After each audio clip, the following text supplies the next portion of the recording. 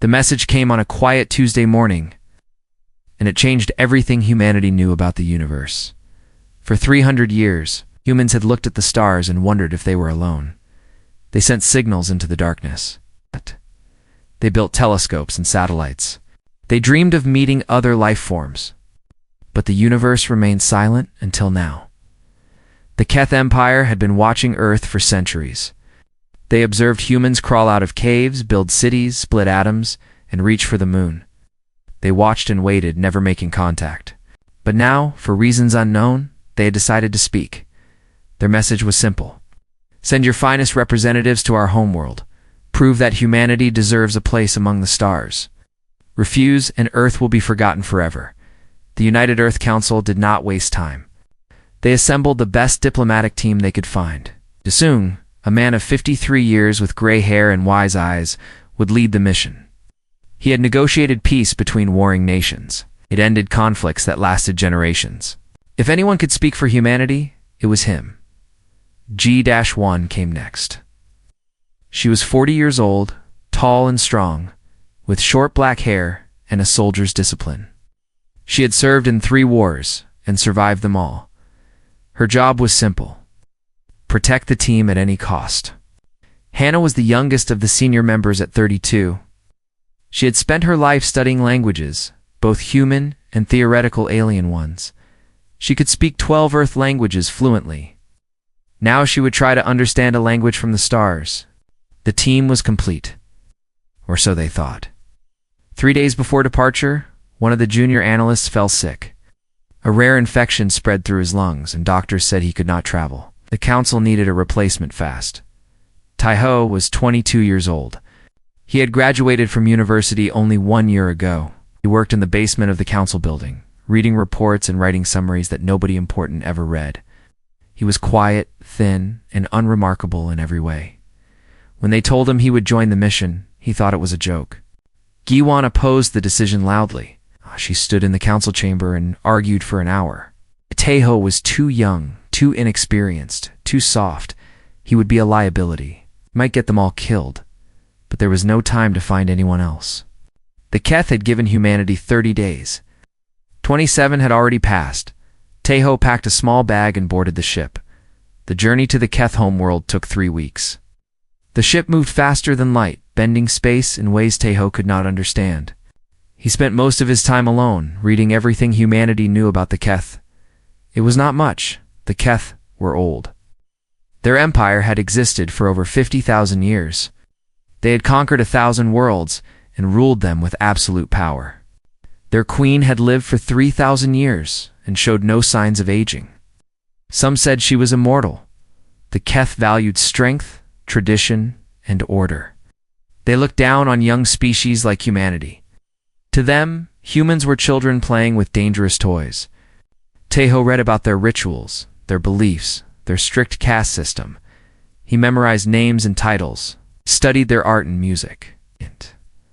While the others slept or trained, he sat in his small room and learned.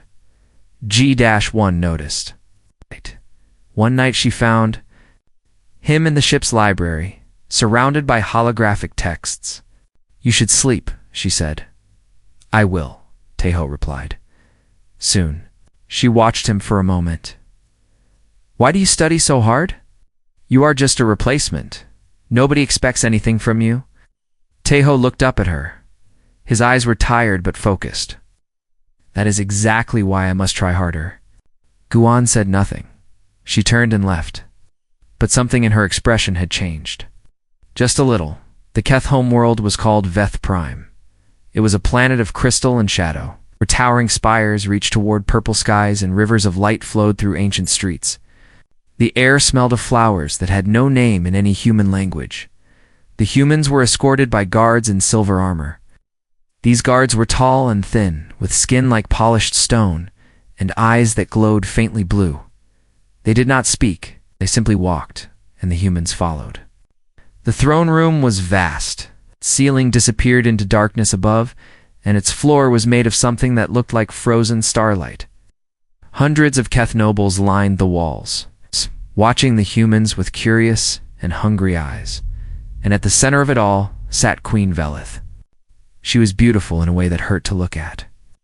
Her skin was deep black, like the space between stars. Her hair moved on its own, flowing like water made of shadows. Her eyes were silver, bright and cold, and they saw everything she sat upon. A throne of living vines that glowed with soft blue light. The vines moved slowly, like sleeping snakes, responding to her thoughts. Daesong stepped forward and bowed deeply. He began the formal greeting he had practiced 1,000 times. The queen raised one hand. He stopped. She stood. The room fell completely silent. Even the air seemed to stop moving. Queen Velith descended from her throne. Her feet made no sound on the crystal floor.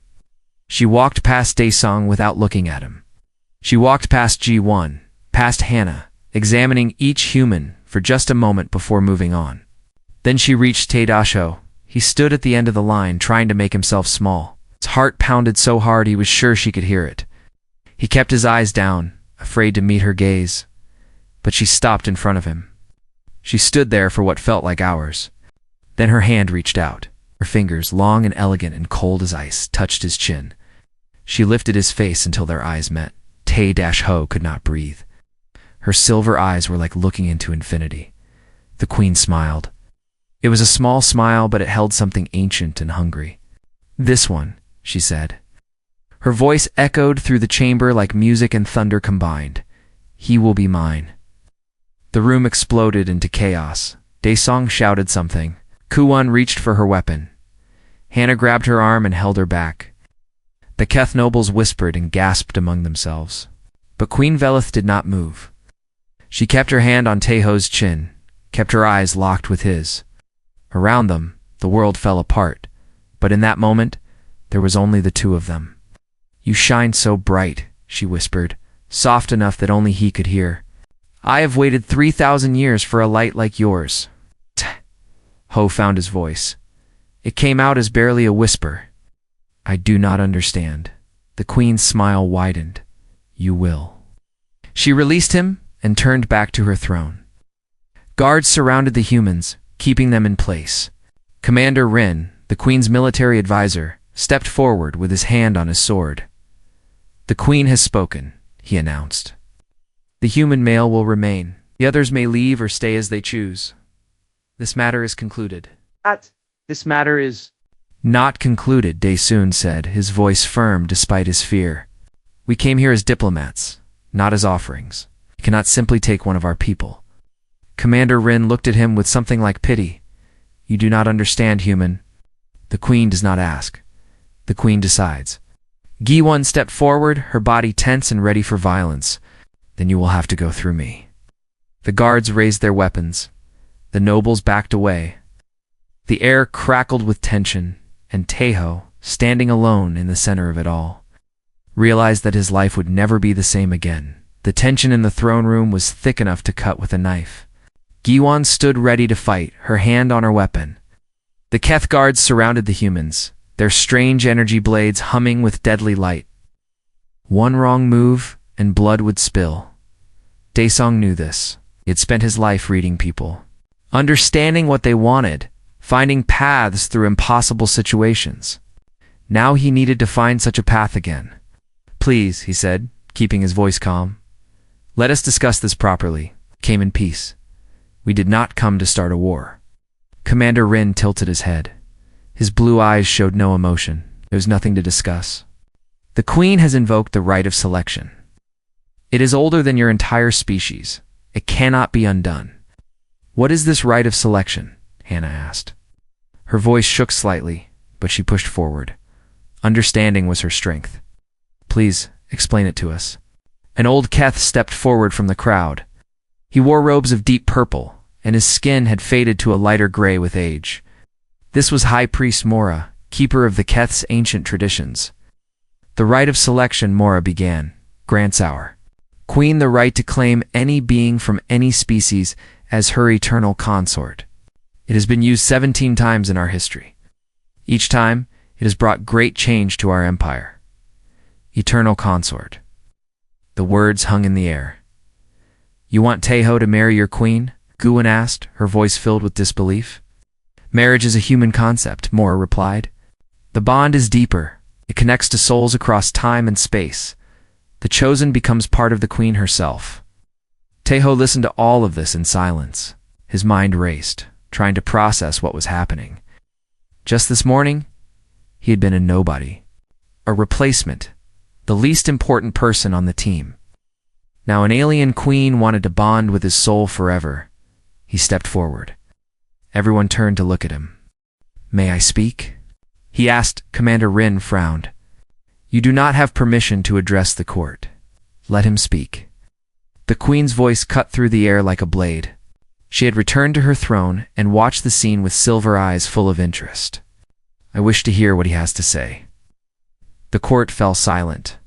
Taeho walked forward until he stood alone in the center of the room. His heart beat fast, but he kept his face calm. He had learned that from watching Dasong. "Your Majesty," he said, bowing his head respectfully. "I am honored by your choice, but I do not understand it. I am the youngest of my team. I am the least experienced. I have no special skills or talents. Why would you choose me over the others?" The queen leaned forward on her throne. The living vines moved around her, reflecting her curiosity. "You truly do not know?" she asked. "No, Your Majesty, I do not." She smiled, and for a moment she looked almost kind. "Come closer, young one." Taeho walked forward until he stood at the base of her throne. Up close, she was even more beautiful and terrifying. He could feel something radiating from her, a presence that pressed against his mind like a gentle weight. "The Keth can sense life force," she explained. "We see the energy that flows through all living things. Your leader burns like a steady candle. Your warrior burns like a fire ready for battle. Your scholar burns with the light of curiosity." She reached out and placed her hand over his heart. Her touch was cold, but not unpleasant. "But you," she whispered, "you burn like a star. I have lived for 3,000 years, young one. I have met beings from 100 different worlds. None of them have ever burned as bright as you." Taeho did not know what to say. He had never felt special. He had always been the quiet one, the overlooked one, the forgettable one. How could he burn brighter than anyone else? "Humans are strange creatures," the queen continued. "Your lives are so short, barely a blink in the cosmic scale. Yet you feel so deeply, love so fiercely, fight so hard for every moment. The Keth have lost this over our long existence. We have become cold, distant, empty. But you humans still have what we call the fire within. And yours, young Taeho, is the brightest fire I have ever seen." She removed her hand and sat back. The moment of warmth faded, replaced by royal coldness. "That is why I choose you. You are exactly what I have been searching for." The humans were given quarters in the palace. They were comfortable rooms with soft beds and beautiful views, but they were also prisons. Guards stood outside every door.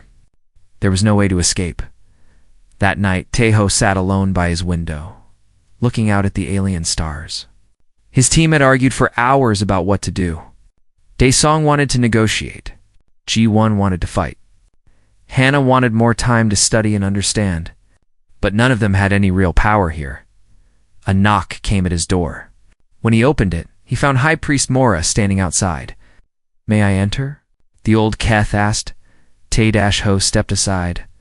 Of course, Mora walked in slowly. His movements were careful and tired, like a man carrying a heavy weight. He sat down in a chair and sighed. "I have come to warn you," he said. "You seem like a kind soul. You deserve to know the truth." "The truth about what?" Mora looked at him with sad eyes. "The Queen's previous consorts. All 17 of them. They are all dead." Taeho felt cold spread through his chest. How did they die? The bond consumes them. When the Queen connects her soul to another, she draws energy from them without meaning to. It is not intentional. It is simply her nature. The consorts live for a few decades, maybe a century if they are strong. Then their fire burns out and they fade away. Taeho sat down heavily. His legs felt weak. "So if I bond with her, I will die." "Yes." Slowly, but certainly. Mora paused. "However, there is something else you should know." "What?" The old priest leaned forward. "There is a prophecy. It speaks of a consort who will not fade, one whose fire is strong enough not just to survive the bond, but to change the queen herself, to reignite the fire that the Keth have lost. Teho looked at him. And you think that might be me? I do not know. But I have served the queen for 800 years. I have seen her grow colder and emptier with each passing century. Tonight, when she looked at you, I saw something in her eyes that I have not seen in a very long time. What? Hope. Mora stood up and walked to the door. He paused before leaving. You have a choice to make, young human. You can fight this, and perhaps you will win. Perhaps your people will take you home, and you will live a normal life. But the queen will continue to fade, and my people will continue to die inside while their bodies live on. Or, Teho asked, or you can accept this destiny. Take the risk. Perhaps you will die like the others. But perhaps you will become something more. Perhaps you will save not just yourself, but to entire species. He opened the door. The choice is yours. But choose wisely. The universe rarely offers second chances. Then he was gone, leaving Teho alone with the weight of impossible decisions. Outside his window, the alien stars continued to shine. Somewhere in the palace, an ancient queen waited for his answer. And somewhere deep inside himself, Teho felt something stir. A warmth, a light, a fire that had always been there, waiting to be noticed. He did not sleep that night. He sat by the window and thought about everything. About his life back on Earth, about his father, who had raised him alone after his mother died. About all the times he had felt invisible and unimportant. And about the silver eyes of a queen who had looked at him and seen something extraordinary. By morning, he had made his decision. Teho requested an audience with the queen at sunrise. The guards seemed surprised, but brought his message to the court. Within an hour, he was escorted to a smaller chamber where Queen Velith waited. She sat on a simple chair this time, not her grand throne. The room was quiet and private. Only Commander Rin stood guard by the door. You wish to see me? The queen said. Her silver eyes studied him carefully. Most in your position would be trying to escape. Instead, you come to me willingly. Teho bowed his head respectfully. I have thought about your offer all night, your majesty. And what have you decided? He looked up and met her eyes directly. It was a bold move, one that made Commander Rin tense. But the queen did not seem angry. She seemed curious. I will become your consort, Teho said. The queen's eyebrows rose slightly. She had not expected this. But, Teho continued, I have a condition. Now Commander Rin stepped forward angrily. You dare to make conditions? You are in no position to negotiate, human. Rin, the queen raised her hand, and he stopped immediately. Let him speak. I find this interesting. Teho took a deep breath. I know about the right of selection. I know about your previous consorts. And I know about the prophecy. The queen's expression flickered.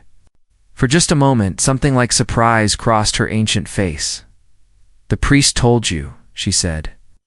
Yes, he told me everything. Teho stepped closer. Your Majesty, I am willing to take this risk. But I need to know something first. I need to know if you see humans as equals, or if we are just resources to you. Just fuel for your dying fire. The room went very cold. Commander Rin's hand moved to his weapon, but the queen remained still, watching Teho with unreadable eyes. You are brave, she said quietly. Or perhaps foolish. I cannot tell which. Maybe both, Teho admitted. But I've spent my whole life being overlooked and underestimated. If I am going to give my life to this bond, I want it to mean something. I want it to matter. The queen stood up. She walked toward him slowly, her shadow dress flowing around her like living darkness. What do you propose? A challenge, Teho said. In the texts I studied, I found something called the Trial of Understanding. It is an ancient ritual where two beings share their memories and emotions directly, mind to mind, soul to soul. The queen stopped walking. Her silver eyes widened slightly. You know of this ritual? I know that it has not been used in over 2,000 years. I know that it is considered dangerous, especially for non-Keth. and I know that no alien has ever survived it when bonded with a Keth royal, then why would you ask for this? Teho smiled. It was a small, sad smile. Because I believe humans are different. You say we burn brighter than any species you have met. So let me prove it. Let me show you what it means to be human. Let you feel our joy, our pain, our love, our fear. All of it. He stepped even closer until they were face to face. If you can experience the full weight of human existence and still want to claim me, then I will believe that you see us as more than just fuel. I will accept the bond willingly. But if you cannot handle it, if human emotion is too much for you, then you must let me go. The queen stared at him for a long moment. Her face showed nothing, but something moved behind her silver eyes. Something deep and old and hungry. You are gambling with your life, she said. I know. You might die in the trial itself. I know. And yet you still propose this. Teho nodded. Some things are worth risking everything for. The queen laughed. It was a strange sound, like bells made of ice. But there was warmth in it, too. A warmth that surprised even her. Very well, she said. I accept your challenge. The trial of understanding will take place in 3 days. She turned and walked back to her chair. You may go now. Prepare yourself however you wish. And Teho? He paused at the door. Yes, Your Majesty. You are the first person in 2,000 years who has surprised me. I am beginning to understand why humans are so special. Meanwhile, the rest of the human delegation worked frantically. Desong sent encrypted messages to Earth, explaining the situation and asking for guidance. The Council's response was confused and frightened. They had no experience with anything like this. GH1 did not wait for permission. She secretly contacted Earth's military and requested extraction plans. If things went wrong, she wanted a way to get Teho out. Even if it meant starting a war. Hannah spent her time in the palace library, which the Keth allowed her to access. She read everything she could find about the Keth Empire. Searching for any advantage, what she found shocked her. The Keth Empire was dying, not from war or disease, but from something worse. Their birth rates had been declining for 10,000 years. Their people had grown cold and distant, losing interest in life itself. Many Keth simply stopped eating, stopped moving, stopped caring, until they faded away into nothing. The fire within, which the queen had described, was not just poetry. It was real, and the Keth were losing it. They are not conquering the galaxy because they want power, Hannah told the others that night. They are searching for something, someone. They need fresh energy, fresh life, to keep their species alive.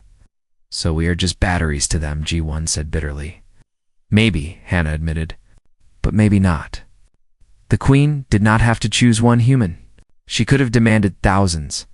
Instead, she chose one person, the one who burned brightest. They all looked at Teho. What are you thinking? Daesong asked him gently. Teho was quiet for a moment. I am thinking that maybe this is not just about me. Maybe it is about both of our species. Maybe we can help each other. Maybe you will just die and they will come for the rest of us, G1 said. Maybe, but I have to try. The night before the trial, something unexpected happened. Queen Velith came to Teho's quarters alone, without guards or servants.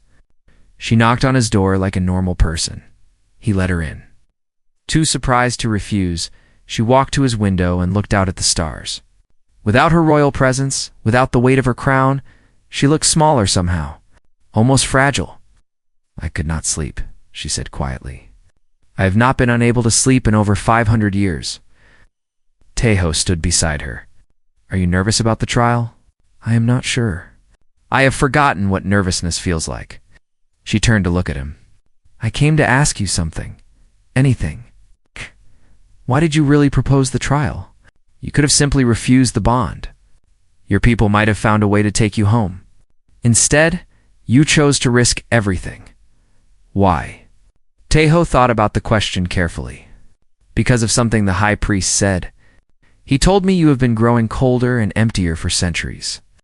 He said, You have lost your fire." The queen said nothing, but her silver eyes glistened. "I know what it is like to feel empty," Teho continued. "I know what it is like to watch others live fully while you feel nothing. My mother died when I was 12. For years after, I felt like a ghost. I went through the motions of life, but nothing seemed real. What changed? I realized that I had to choose to feel again. I had to let myself be hurt, to let myself be afraid, to let myself love, even though love can break you.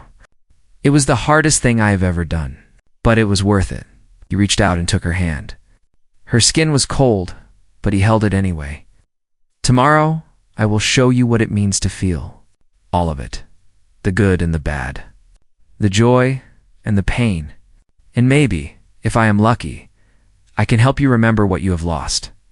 The queen looked at their joined hands. A single tear, silver like her eyes, rolled down her cheek. "I am afraid," she whispered. "For the first time in 2,000 years, I am afraid." Teho squeezed her hand gently. "Good," he said. "That means you are already starting to feel again." The heart chamber lay deep beneath the palace, carved from living crystal that had grown for 50,000 years. Strange lights moved within the walls, and the air hummed with ancient energy. This was the most sacred place in the Keth Empire, where queens had bonded with their consorts since the beginning of their civilization. Teho. I walked into the chamber wearing simple white clothes. His team stood at the entrance, not allowed to go further. Jiwon's face was tight with worry. Hannah clutched her research notes like they could somehow protect him. Daesung simply nodded, trusting Teho to do what needed to be done. Queen Velith waited at the center of the chamber, standing beside a device that looked like two chairs made of woven light. High Priest Mora stood nearby, ready to guide the ritual. Commander Rin watched from the shadows, his hand never far from his weapon. "Are you ready?" the queen asked. Her voice echoed strangely in the crystal chamber. Teho looked at the device. It was beautiful and terrifying. He could feel power radiating from it, pressing against his mind. No, he admitted honestly. "But I will do it anyway." The queen almost smiled.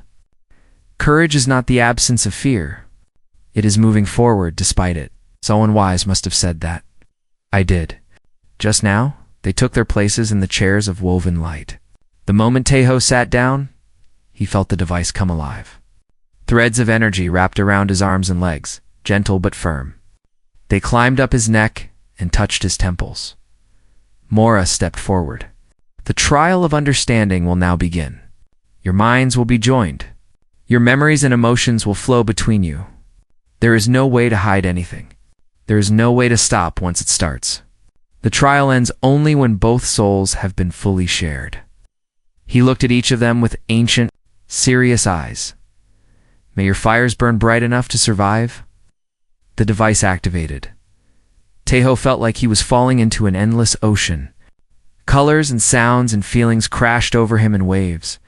He could not tell where he ended, and the queen began. There were 2 drops of water, joining into one, and then the memories came. Queen Velith saw Teho's childhood. She saw him as a small boy with skinny legs. Running through green fields on Earth, she felt his joy when his mother sang to him at night. She felt his wonder when he first saw the stars, and dreamed of touching them. Then she saw darker things. She saw his mother lying in a hospital bed, her body broken by disease. She felt Teho hold her hand as she took her last breath. She felt the emptiness that followed. The months of silence, the food that had no taste, the world that had no color. She felt his father cry at night when he thought Teho was asleep. The queen had seen death before. She had watched civilizations rise and fall, but she had forgotten what it felt like to lose someone you love. The pain hit her like a physical blow. She gasped and shook in her chair, but the memories did not stop. She saw Teho slowly heal. She saw him force himself to smile, to laugh, to care again. She felt the effort it took, the daily choice to keep living when everything felt pointless. She felt his first friendship after the darkness, his first dream, his first moment of genuine happiness. She felt him look at his father's face and decide that he would live fully. Not just for himself, but for everyone who could not live anymore. The queen wept. Tears flowed down her obsidian cheeks, silver and glowing. She had not cried in 2,000 years. She had forgotten that she could. Now it was Taeho's turn. The queen's memories flooded into him, and he nearly drowned in their weight. He saw her birth. 3,000 years ago, when the Keth Empire was young and full of hope, he saw her grow up surrounded by family who loved her. He saw her become queen, proud and determined to lead her people to greatness. Then he saw the centuries pass. He saw her family age and die. He saw friends fade away. He saw lovers turn to dust in her arms while she remained unchanged. He saw her attend 1,000 funerals, give 1,000 eulogies, and watch 1,000 graves fill with dirt. He felt her pain at first, sharp and terrible. But then he felt it change. The pain did not go away. It simply stopped reaching her. Like water wearing away stone, the endless grief had worn away her ability to feel it. She had not chosen to become cold. She had simply been eroded by time. He saw her take her first consort, hoping that love would bring warmth back to her heart. He felt her joy when the bond formed, her hope that maybe this time would be different. And he felt her despair when 50 years later, her beloved consort faded and died, his life force consumed by the bond she could not control. 16 more times. 16 more hopes. 16 more losses. He felt her decide to stop hoping. Stop feeling. Stop caring. He felt her become a statue, a symbol. A queen in name only, while something cold and empty sat on the throne. And beneath all of that, buried so deep that even she had forgotten it was there, he felt her loneliness. The terrible, crushing loneliness of being the only one who remembered, the only one who stayed, the only one who could not die. Taeho wept too. His tears were human, warm and salty, but they fell just as freely as hers. The trial continued for hours. Every memory, every feeling, every secret shame and hidden hope flowed between them. There was no hiding. There was no lying. They saw each other completely, down to the deepest parts of their souls, and something miraculous happened. Instead of consuming Taeho's fire, the queen felt it warm her. Instead of draining his light, she felt it fill the empty spaces inside her. The bond that had killed 17 consorts became something different. Something new. Taeho felt it too. He felt her cold touch his warmth and begin to thaw. He felt her ancient pain meet his young hope and soften. They did not become one person. They remained themselves. But they were connected now, intertwined in ways that went beyond words. The trial ended. The threads of light released them. Both collapsed from their chairs, exhausted beyond measure. Mora rushed forward to check on them. Commander Rin called for healers. The human delegation burst into the chamber, no longer caring about protocol. Kiwon reached Taeho first. She grabbed his shoulders and looked into his eyes. "Are you alive? Are you yourself?" Taeho smiled weakly. "I am alive. I am myself. And I understand now." The queen stirred beside him. Her servants helped her sit up. She looked different somehow. The cold perfection of her face had softened. Her silver eyes held something new, something warm. She looked at Taeho, and for the first time in 2,000 years, she laughed. It was not the ice bell laugh of before. It was real and messy and wonderful. "You incredible creature," she said. "You foolish, brave, beautiful creature. What have you done to me?" Taeho took her hand. "I showed you what it means to be human." "It hurts," she whispered. "Everything hurts now. I can feel again, and it hurts so much." "I know. But it is worth it. The pain means you are alive." The queen looked at their joined hands. Then she looked at the humans standing around them, at her servants and guards, at the ancient crystal walls of the heart chamber. She made a decision. "I release you from the claiming," she announced. Her voice was strong, but different, warmer, more human somehow. "You are not my consort. You are not my property. You are free." The humans stared in shock. Even Mora looked surprised. But Taeho did not let go of her hand. What if I want to stay? He asked quietly. Everyone turned to look at him. Not as a claimed consort, he continued, but as a friend, an ambassador, a bridge between our peoples.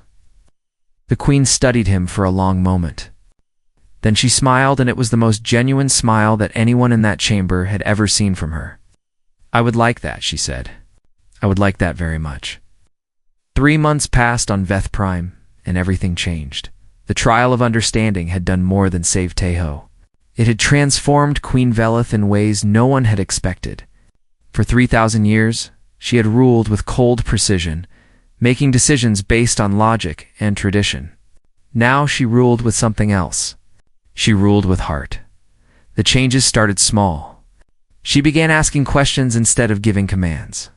She wanted to know what her people thought, how they felt, what they dreamed about. Many Kef did not know how to answer. They had forgotten how to feel anything at all. But slowly, guided by their queen's example, they began to remember. Taeho stayed as humanity's first permanent ambassador to the Keth Empire. The rest of the delegation stayed with him, establishing a formal diplomatic presence.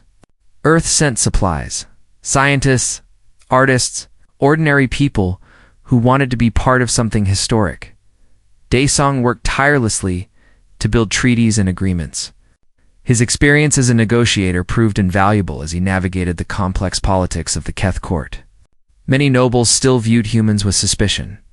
Some wanted to use them as resources, as fuel for Keth's life force. Daesung had to convince them that partnership was better than exploitation. GDH-1, trained with the Keth military. At first, Commander Rin saw her as an inferior soldier from an inferior species. But after she defeated 3 of his best warriors in hand-to-hand combat, his opinion changed. He still did not like humans. He respected their fighting spirit. Hannah continued her research, learning everything she could about Keth's culture and science. She discovered that the Keth had once been much like humans. Thousands of years ago, they had felt deeply loved, fiercely, and lived with passion. But immortality had worn them down, erasing their emotions like waves erasing footprints in sand. The trial had shown Taeho and the Queen this truth directly. Now Hannah documented it for everyone else. The Keth are not dying because of disease or war, she explained during a meeting with Earth's Council. They are dying because they have forgotten how to live. Humans might be the cure they need, not as slaves or batteries, but as teachers. We can remind them what they have lost. The council was skeptical at first. The Keth were powerful and ancient. The idea that young, short-lived humans could teach them anything seemed ridiculous. But the evidence was undeniable. Queen Velith was changing, and her people were starting to change with her. One evening, Taeho walked through the palace gardens with the Queen. These gardens had been silent and perfect for centuries, beautiful but lifeless. Now they held new sounds. Keth children laughed and played among the crystal flowers. Young Keth couples walked hand in hand, relearning the forgotten art of courtship. You did this, Taeho said, looking around in wonder. We did this, the Queen corrected. She smiled, and there was warmth in it. Real warmth. I opened the gates, but you showed me why I should. They walked in comfortable silence for a while. Their bond from the trial remained, a gentle connection that let them sense each other's emotions. Taeho felt her contentment, her hope, and beneath it all, a quiet joy she had not felt in millennia. I received a message from High Priest Mora today, the Queen said eventually. About the prophecy? Yes. He believes it is being fulfilled, but not in the way anyone expected. Taeho nodded. He had thought about the prophecy many times. It spoke of a consort who would not fade, who would reignite the Queen's fire and save the Keith from extinction. Everyone had assumed this meant the consort would be consumed but somehow survive. Instead, something completely different had happened. I did not become your consort in the traditional sense, Taeho said. The bond we share is different. It does not consume. It shares. Exactly. The Queen stopped walking and turned to face him. Mora believes this is the true meaning of the prophecy. The consort who would not fade was never meant to survive being drained. He was meant to change the nature of the bond itself. By showing you what you had lost, by reminding me that I am more than just a vessel for power. I am a person, with feelings and hopes and fears. She reached out and touched his face gently. You taught me that in one night when 3,000 years could not. Teho felt his heart warm, but he also felt a responsibility. This was bigger than just him and the queen. This was about two entire species learning to understand each other. What happens now? He asked. The queen's silver eyes sparkled with something new, excitement. Now we build something that has never existed before. A true alliance between our peoples, not based on power or fear, but on understanding. The grand ceremony took place 1 month later. Representatives from Earth stood beside representatives from the Keth Empire in a hall that had witnessed 50,000 years of history. Cameras broadcast the event to every human world and every Keth colony. Queen Velith stood before both species and spoke. For millennia, my people have watched younger species grow and struggle and fail. We saw ourselves as superior. We believed that our age and power made us better. But we were wrong. She looked at the humans in the crowd. Humans are young. By Keth standards, your entire civilization is barely a moment. Yet you possess something precious. Something we had forgotten we ever had. You call it passion, drive, the will to live fully, even though life is short. She looked at her own people. We Keth lost this gift long ago. We became so focused on surviving that we forgot why survival matters. We gained eternity, but lost our souls. She reached out her hand and Teho stepped forward to take it. Together, they faced both species. Today, I declare a new era. Humanity is not a lesser species to be used or controlled. They are our partners, our equals, the younger siblings we never knew we needed. The hall erupted in applause. Humans and Keth cheered together, their voices mixing in a sound that had never been heard before in the history of the universe. After the ceremony, music played, food was shared, and beings who had been strangers learned each other's names. Commander Rin was seen laughing with G1 over drinks. Hannah taught a group of young Keth how to dance to human music. Dasoon signed papers that would change the course of galactic history. Later that night, when the crowds had thinned and the music had softened, Tahoe found a quiet balcony overlooking the Crystal City. The queen joined him soon after. You look thoughtful, she said. I was thinking about my father. I have not been able to contact him properly since I arrived. He must be worried. The queen smiled. I have arranged for a direct communication line to be established tomorrow. You can speak with him as long as you wish. Teho felt relief flood through him. Thank you. He should know that his son has done something remarkable. He should be proud. I do not feel like I did anything remarkable. I just did what felt right. The queen laughed softly. It was still strange to hear her laugh, but Teho loved the sound. That is what makes it remarkable. You did not calculate or scheme. You simply felt and acted. That is the human gift that my people need so desperately. She moved closer to him, and they stood together looking at the stars. Will you stay? She asked quietly. Not forever. I know humans need to return home sometimes, but will you stay for a while longer? Teho thought about Earth, about his small apartment, his routine job, his ordinary life. Then he thought about everything that had happened, everything that could still happen. Oh, I will stay, he said, but I should call my father first. He worries. The queen smiled. She had learned about human family bonds through the trial. She understood, of course. Family comes first, always. They stood in comfortable silence as the stars wheeled overhead. Somewhere below, humans and Keth continued to celebrate together, learning that different did not mean inferior and that the youngest could sometimes teach the oldest. And Teho, the quiet boy who had always felt invisible, realized that he had never been ordinary at all. He had simply been waiting for the right moment to shine. The universe was vast and old and full of wonders, but sometimes the greatest wonder was the simplest one of all, the The power of a single person to change everything.